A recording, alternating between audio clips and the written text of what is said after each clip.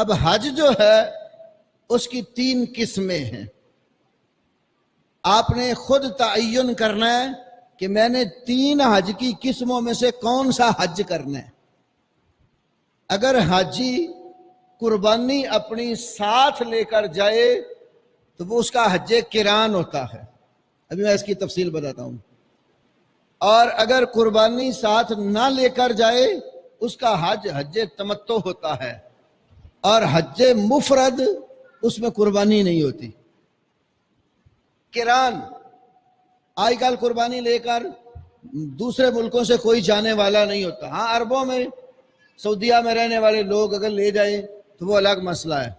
لیکن عام طور پر قربانی کے لیے یا تو گورنمنٹ بھیجتی ہے تو پیسے جمع کر لیتے ہیں, پرائیویٹ کمپنی کو بھیجتی ہے, لوگ ان کو قربانی کے پیسے جمع کرا دیتے ہیں, وہ رسید دے دیتے ہیں, پھر اس حساب سے وہ اپنی قربانیاں کرواتے ہیں.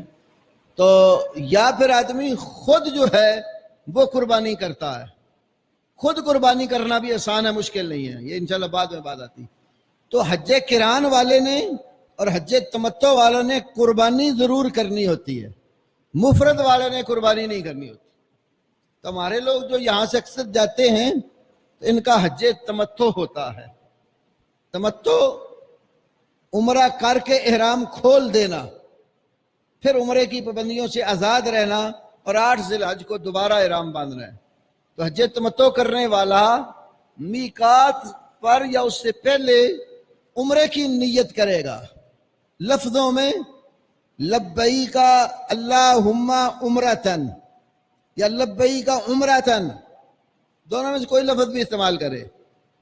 لبیک اللہم عمرتن, اے میرے اللہ میں حاضر ہوں عمرے کی نیت سے. حج قران, قران کا معنی ہوتا ہے ملانا. حج قران کرنے والا نیت جب کرے گا تو حج عمرے کی کٹھی نیت کرے گا.